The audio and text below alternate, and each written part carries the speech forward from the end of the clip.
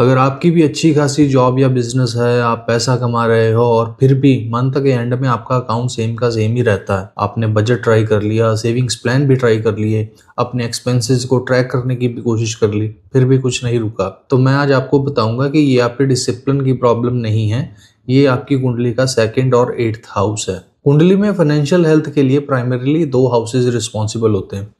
2nd house आपकी earned income, वो पैसा जो आप डायरेक्टली कमाते हो जॉब से, अपने बिजनेस से या कोई भी काम करके, जो आप पर्सनली अर्न करते हो, वो 2nd हाउस से देखते हैं। 8th हाउस गवर्न करता है आपकी इनहेरिटेड और अक्यूमुलेटेड वेल्थ, वो पैसा जो रुकता है, आपकी इन्वेस्टमेंट्स, आपकी इनहेरिटेंस, विंडफॉल गेन्स, जो पैसा लॉन्ग टर्म के लिए आपके पास रहता है, वो हम 8th हाउस से देखते हैं। इसे ऐसे समझो कि जैसे ये एक बाथटब है, 2nd हाउस उसकी टैप है जो पानी डालती है और 8th हाउस उसका ड्रेनेज सिस्टम है जो पानी को बाहर निकालता है। अब टैप से पानी आ रहा हो पर ड्रेन ओपन हो तो आप कितना भी पानी डाल लो वो हमेशा खाली ही रहेगा।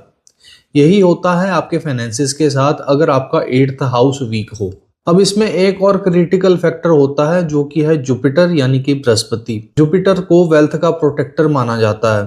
जुपिटर का काम है आपकी स्ट्रेटेजीज को एफर्ट्स में कन्वर्ट करना, मेहनत को रिवॉर्ड में कन्वर्ट करना।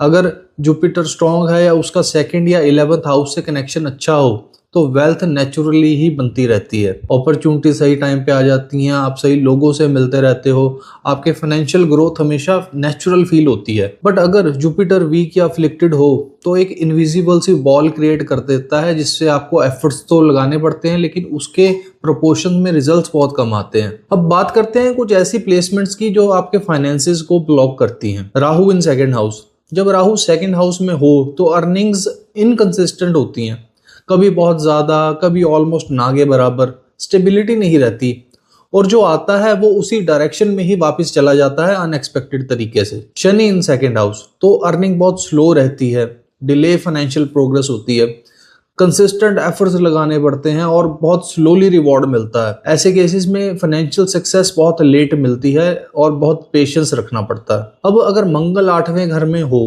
तो sudden losses, impulsive spending, financial decision जो किसी हीट ऑफ द मोमेंट में ली गई हो और बाद में रिग्रेट का कारण बन जाए, वैसा हो जाता है। अब अगर केतु 2nd हाउस में हो तो फाइनेंशियल डिटैचमेंट रहती है, पैसा आता है पर इंसान उस पैसे से इमोशनली अटैच नहीं होता, वो फ्रीली स्पेंड करता रहता है, इसलिए वो सेविंग्स नहीं कर पाता। अब सूर्य अगर 2nd हाउस में हो तो वो फाइनेंशियल ईगो क्रिएट कर सकता है, spending on status, image maintain करने के लिए बहुत ओवर स्पेंड करना, ये सब चीजें सूर्य 2nd हाउस पे करता है। अब हर पैटर्न अलग होता है इसलिए हर पैटर्न का रिस्पॉन्स भी बिल्कुल अलग होता है। अब लाल किताब में 2nd हाउस के बारे में एक बहुत ही फैसिनेटेड एंगल बताया है जो ट्रेडिशनल एस्ट्रोलॉजी में नहीं है।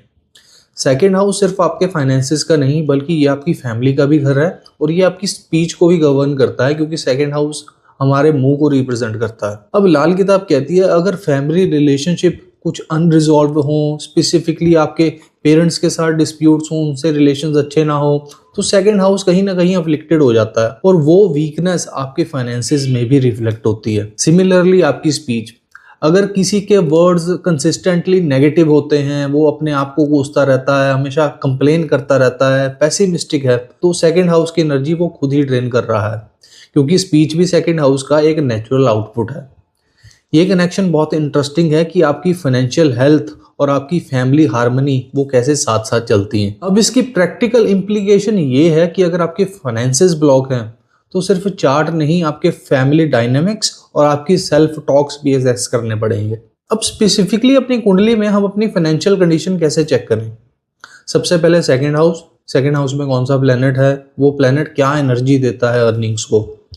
दूसरा, 8th हाउस में कौन सा प्लेनेट है, वो वेल्थ अक्यूमुलेशन को सपोर्ट भी करता है या नहीं। तीसरा, जुपिटर कहाँ बैठा है, जुपिटर का 2nd और 11th हाउस से कोई पॉजिटिव कनेक्शन है भी या नहीं। और चौथा, आपकी करंट दशा पीरियड, क्या आपका करंट दशा पीरियड आपके फाइनेंसेस को सपोर्ट कर भी रहा है या नहीं। ये 4 पॉइंट किसी भी कुंडली का फाइनेंसेस चेक करने का स्टार्टिंग पॉइंट होते हैं और ये जानना कि प्रॉब्लम अर्निंग में है या उसकी रिटेंशन में है, ये बहुत क्रिटिकल हो जाता है क्योंकि दोनों के सॉल्यूशंस अलग हो सकते हैं। अब एक बहुत ही इंपॉर्टेंट फैक्टर जो लोग इग्नोर कर देते हैं वो है आपकी दशा। सेम चार्ट अलग दशा पीरियड में कंप्लीटली अलग फाइनेंशियल एक्सपीरियंसेस हो सकते हैं। जुपिटर की दशा में फाइनेंशियल ईज हो सकता है, अपॉर्चुनिटीज नेचुरली मिल सकती हैं, राहु की दशा में फाइनेंशियल इंस्टेबिलिटी लग सकती है, अप्स एंड डाउन फेस करने पड़ सकते हैं। शनि की दशा में स्लोली और स्टेडली प्रोग्रेस होगी, अगर सही डायरेक्शन में काम करोगे तो बहुत अच्छे रिजल्ट्स भी मिलेंगे। केतु की दशा में डिटैचमेंट फील हो सकती है, सेविंग्स डिफिकल्ट हो सकती हैं, इसलिए फाइनेंशियल स्ट्रगल सिर्फ चार्ट से नहीं समझी जाती, आपकी करंट दशा भी देखनी पड़ती है। आपकी फाइनेंशियल स्ट्रगल का जवाब हमेशा ज्यादा मेहनत करना नहीं है, कभी कभी सेकंड हाउस वीक होना, कभी कभी 8th हाउस का आपकी वेल्थ को ड्रेन कर देना, कभी कभी जुपिटर नेगेटिव होना, या कभी आपकी दशा का अनफेवरेबल होना, ये सब चीजें आपकी फाइनेंसेस को डायरेक्टली इफेक्ट करती हैं। अगर आप अपने फाइनेंशियल चार्ट को प्रॉपरली समझना चाहते हैं तो आप हमसे कंसल्टेशन बुक कर सकते हैं। मैं स्पेसिफिकली देखता हूँ कि प्रॉब्लम आपकी अर्निंग्स में है या आपकी रिटेंशन में, और कब तक ये सिचुएशन चेंज हो सकती है। अगर ये वीडियो आपको वैल्यूएबल लगा तो इसे लाइक ज़रूर कीजिए और हमें सब्सक्राइब कर लीजिए ऐसी ही इंटरेस्टिंग एस्ट्रोलॉजी वीडियोस के लिए।